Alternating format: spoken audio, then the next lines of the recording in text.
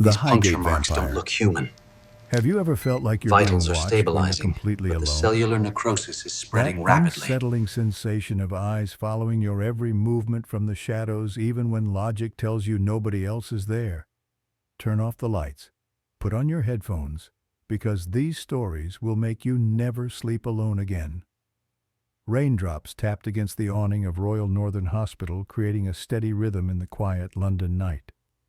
Dr. Nathan Reed, a 32-year-old emergency physician with 6 years of experience, stood beneath the small shelter outside the patient reception area, taking a deep breath from his half-smoked cigarette. He knew smoking was a bad habit, especially for a doctor, but after a 12-hour shift, it was his only way to relax. The clock approached midnight, and the London sky stretched dark and gloomy above. Nathan looked around the hospital grounds. Located in North London, Royal Northern wasn't the city's largest hospital, but it was one of its oldest, with a proud history spanning over 200 years. The main building still maintained its Victorian architecture, adding to its somber appearance on this rainy night. Tonight's night shift had been particularly quiet.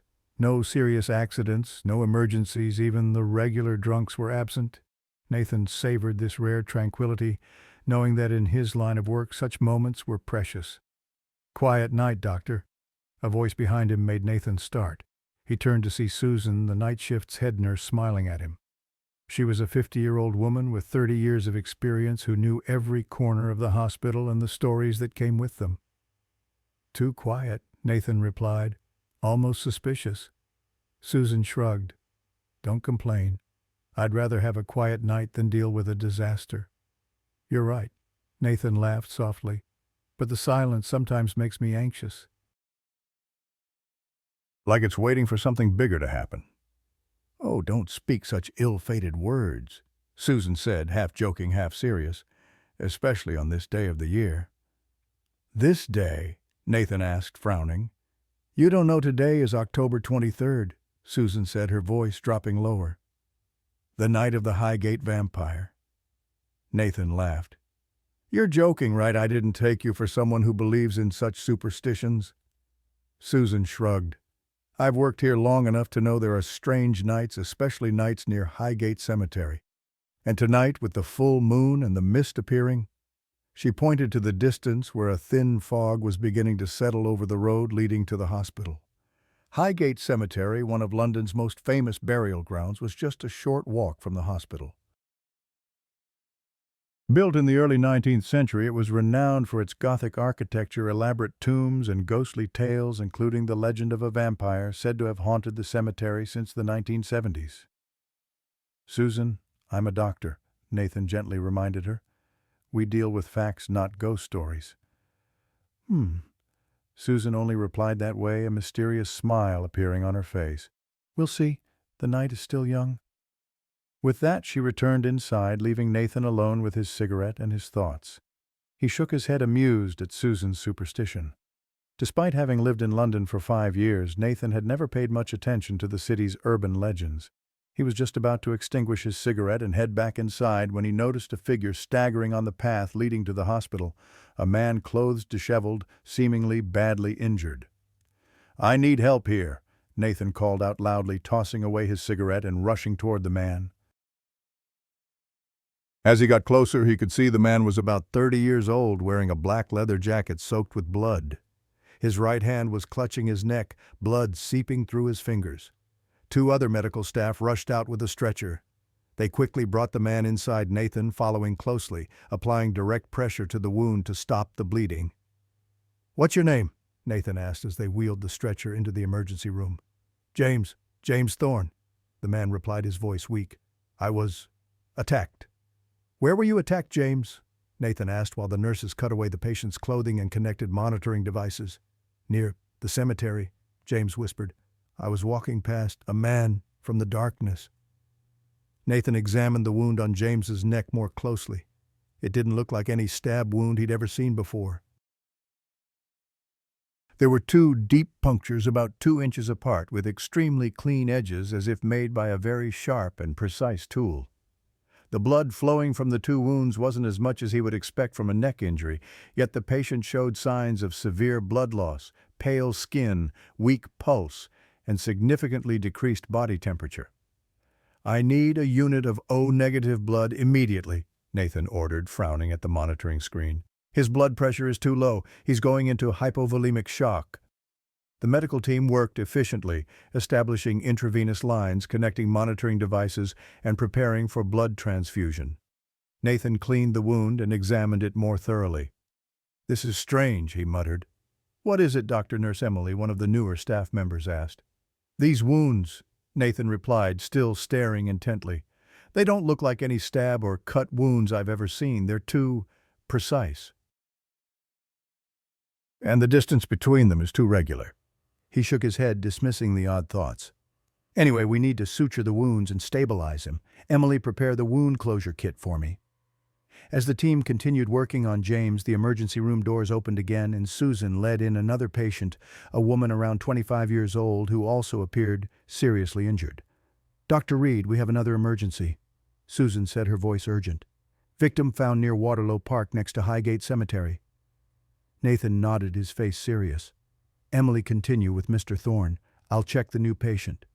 He quickly moved to the other bed where nurses were preparing the new patient. The young woman was unconscious, her skin so pale it was almost translucent. Her red wool coat was soaked with blood at the neck area. "What's her name?" Nathan asked as he began his examination. "Megan Foster," Susan replied. "A couple found her lying on a park bench. They thought she was drunk, but when they approached, they realized she was injured." Nathan gently turned Megan's neck to examine the wound. When he saw it, he felt a chill run down his spine.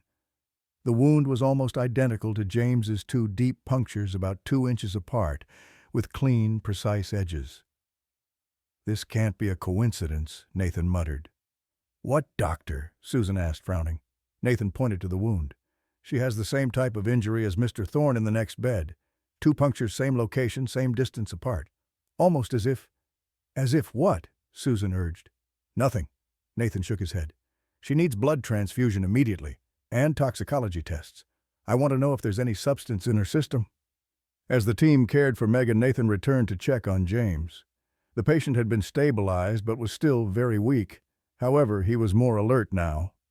"James," Nathan said, approaching the bedside. "Can you tell me exactly what happened?" James swallowed hard fear in his eyes. "I was walking past Highgate Cemetery on my way home from the pub. I know it's a dangerous shortcut, but I've done it hundreds of times." He paused, taking a shaky breath. "I felt like someone was watching me. When I turned around, there was nobody there, but then, from the darkness, a man appeared." "Can you describe this man?" Nathan asked. James frowned, trying to remember. "Tall, wearing a dark cloak and an old-fashioned hat like from the last century. I couldn't see his face clearly, but his eyes, they glowed in the darkness." Nathan tried not to show his skepticism on his face. "And then what happened?" "He moved toward me so fast it was unbelievable. I didn't have a chance to react. I felt like I was stabbed in the neck, but not with a knife. It was more like what, James?" James looked directly into Nathan's eyes. "Like I was bitten. And afterward I felt weak, as if the life was being drained out of me." Nathan maintained his professional expression despite the questions racing through his mind. "James, did you drink alcohol tonight?" "A few glasses," James admitted, "but I wasn't drunk. Doctor, I know this sounds crazy, but I know what I saw. That man, he wasn't normal." Before Nathan could ask more questions, the emergency room doors opened again. This time, paramedics wheeled in another stretcher with another man in critical condition. And as Nathan approached, his heart sank once again, the same type of neck wound. "Patient's name is Daniel Parker, 35 years old," one of the paramedics reported. "Transferred from a nearby clinic. The doctor there couldn't handle the wound, especially when he heard we had 2 similar cases." "Where was he found?" Nathan asked, already knowing the answer. "Outside Highgate Cemetery, east side." Nathan felt a chill run down his spine. 3 patients in one night, all with the same mysterious wound type, all found near Highgate Cemetery. This couldn't be coincidence. For the next 3 hours, the medical team worked tirelessly to stabilize the 3 patients. They administered blood transfusions, sutured wounds, and monitored vital signs. But despite their best efforts, all three patients remained in critical condition. They had lost too much blood, and their bodies weren't responding to treatment as Nathan would expect. As James's condition worsened, Nathan stood by his bedside feeling a rare sense of helplessness. He had done everything by the book, but the patient was still slipping away from him. "Dr. Reed," Susan called from the nurse's station. "There's someone here to see you." Nathan looked up surprised. Standing next to Susan was an older man, someone he didn't recognize. The man appeared to be in his 60s, with silver hair and a neatly trimmed beard. He wore a smart three-piece suit, looking more like a university professor than a hospital patient or employee. "Excuse me, who are you?" Nathan asked, frowning. The man smiled a smile that didn't quite reach his eyes. "My name is David Lawrence. I'm a historian and folklore researcher specializing in the history of Highgate. And I'm afraid what's happening tonight is part of a very old story." "How did you get in here?" Nathan asked, looking around for security. "Susan let me in," David replied simply. "She knows me. I've been studying this phenomenon for many years, and I think I can help your patients." "Mr. Lawrence, I'm not sure what you're talking about, but this is a medical facility. We're treating severely injured patients." "With neck wounds," David said, nodding. "Two punctures about 2 inches apart. Patients suffering from severe blood loss, more than can be explained by the size of the wounds. Low body temperature, and they're not responding to blood transfusions as expected." Nathan felt cold. "How do you know that?" "Because I've seen it before," David answered, his voice becoming serious. "I've studied this phenomenon for over 30 years. It started in the 1970s, then recurred in the early 2000s, and now it's happening again. A cycle every 20, 30 years. "What phenomenon?" Nathan urged, though part of him didn't want to hear the answer. David looked straight into Nathan's eyes. "The Highgate vampire." On any other night with any other situation, Nathan would have laughed and asked security to escort this man out. But after everything he had witnessed tonight, the inexplicable wounds, the stories from the victims and witnesses, the strange blood loss, he couldn't dismiss it entirely. "Let's assume," Nathan said slowly. "Just assume that I'm willing to listen. What are you talking about?" David nodded, satisfied. Highgate Cemetery has always been a special place. Built in the 1830s, it became the resting place of some of London's most famous figures. But it has always had a dark side. He continued, his voice lowering. In 1970, there were reports of a vampiric figure in the cemetery. A tall, pale man dressed in 19th century clothing, seen wandering among the tombs. Journalists, ghost hunters, and curious people flocked to investigate.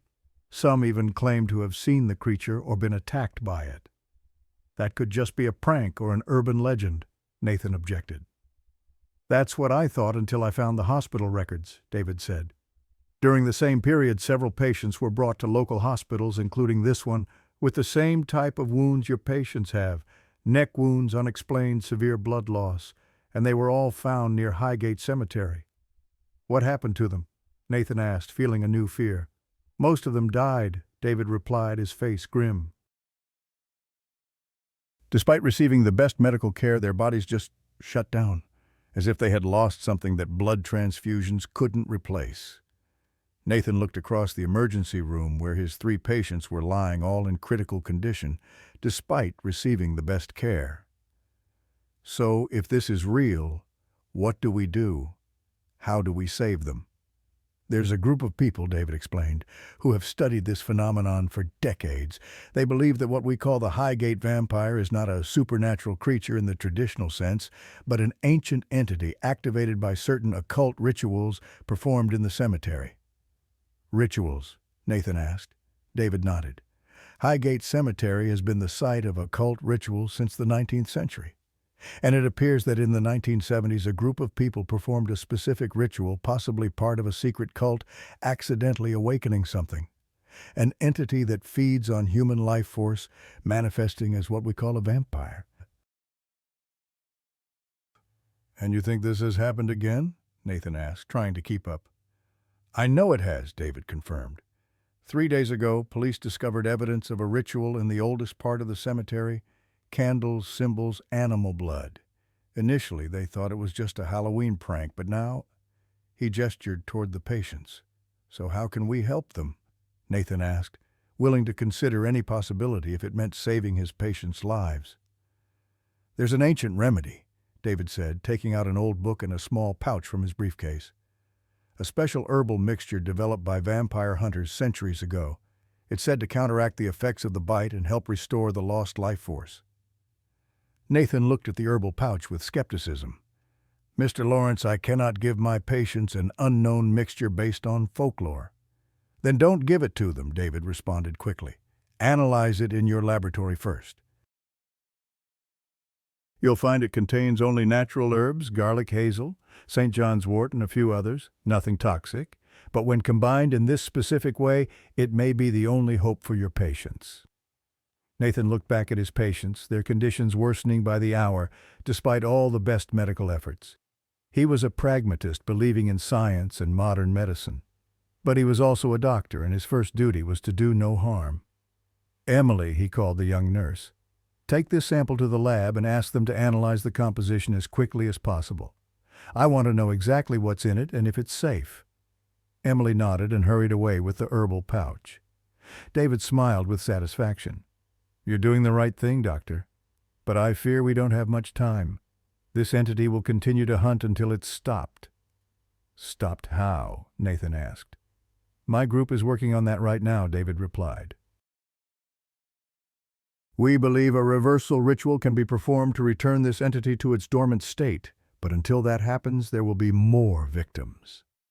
As if to emphasize his point, James's monitor began to alarm. His heart rate was dropping rapidly. The medical team sprang into action, trying to stabilize James. But all their efforts seemed ineffective. His heart continued to beat weaker, his blood pressure dropped, and his vital signs were deteriorating rapidly. "We're losing him," Nathan said, feeling frustration rise. At that moment, Emily returned breathless. "The lab says the mixture contains nothing harmful, just natural herbs, exactly as Mr. Lawrence said." Nathan looked at James, then at Megan and Daniel, both also declining quickly. He had no other options. "Prepare this mixture for intravenous administration for all 3 patients," he ordered. "Intravenous?" Emily asked, shocked. "But we don't know if it's safe by that route." "It won't work orally," David interjected. "It must go directly into the blood to counter the toxin." Nathan knew he was violating nearly every rule in the book. But as he looked at the monitors, seeing James's heart rate getting weaker, he knew he had no other choice. "Do it," he said decisively. "Now." Emily hurriedly prepared the mixture, following David's instructions to dilute it in saline solution. With careful precision, she injected it into James's intravenous line. At first, nothing happened, but after a few minutes, the monitors began to change, James's heart rate stabilized, and his blood pressure started to rise. "Incredible," Susan whispered, watching the monitors.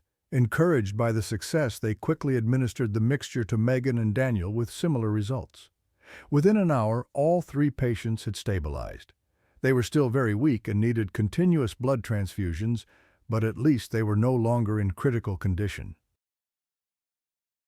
As dawn approached, Nathan led David to his office for a private conversation.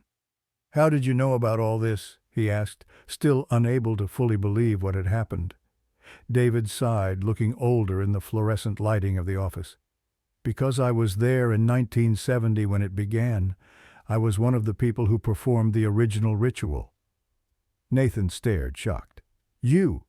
David nodded, his face filled with regret. "We were foolish students playing with things we didn't understand.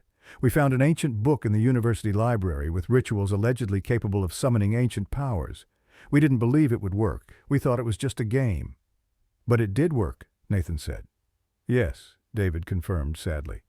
"We accidentally awakened an ancient entity, something that had slept beneath Highgate Cemetery for centuries. An entity that lives on the life force of others. And now it's back." "It always comes back," David said. "Every 20, 30 years. Each time someone performs a similar ritual, usually young people who find the same ancient book we found, or those drawn to the Highgate vampire legend and attempting to make contact with it." "How do we stop it?" Nathan asked, feeling a new responsibility weigh on his shoulders. "I've dedicated my life to figuring that out," David replied. "I became a researcher of folklore and occult history, searching for a way to reverse what we did. And now I believe my group has found the solution, a reversal ritual that can return this entity to its dormant state, at least until the next cycle." "And when will you perform it?" "Tonight," David said, "at the cemetery at midnight." Nathan shook his head, trying to comprehend all of this. "I still can't believe I'm talking about vampires and occult rituals. I'm a doctor, for God's sake. Vampires, demons, spirits, these are just names humans have given to phenomena they couldn't explain," David philosophized. "I don't care what you call it. This entity is real, it's dangerous, and it must be stopped." Suddenly Susan knocked on the door and entered, her face worried. "Dr. Reed, sorry to interrupt, but 2 more victims have just been brought in. Same type of wounds." Nathan and David exchanged concerned looks. "It's getting stronger," David said. "Tonight will be the culmination. If we don't stop it, more people will die." Nathan stood up mentally, preparing himself for what was to come. "I'll take care of the patients. You prepare for your ritual." As David left, Nathan stood alone in his office, feeling his world had changed forever. He was a man of science, but now he had witnessed something beyond scientific explanation, and he couldn't deny it. That night, as Nathan finished his shift, he looked out the window toward Highgate Cemetery, where the faint light of candles could be seen flickering among the tombs. David and his group were performing their ritual, trying to return the entity to its sleep. "Did it work?" Susan asked, standing beside him. "I don't know," Nathan admitted, "but I hope so." As they watched, the lights in the cemetery seemed to intensify for a moment, then fade and extinguish completely. A strange sensation washed over Nathan, the feeling that something watching him had disappeared. "I think," Susan said softly, "that we won't see any more patients with those strange wounds tonight." Nathan nodded, hoping she was right. But as he took one final look at the cemetery, he couldn't help but wonder how many more years until it returned. How many more years until another group of curious young people found that ancient book and performed the ritual again? He remembered David's words, "It always comes back." As Nathan left the hospital and stepped into the cold London night, he felt a change within himself, an expansion of his worldview, an acceptance that there were things beyond current scientific understanding. But he also felt a new responsibility, the responsibility to prepare for the next cycle, to ensure someone would be ready when the Highgate vampire awoke again.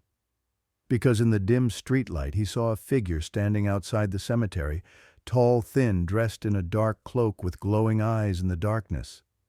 It looked at him, nodded as if acknowledging an adversary, and then vanished into the night. This wasn't over. It would never be over.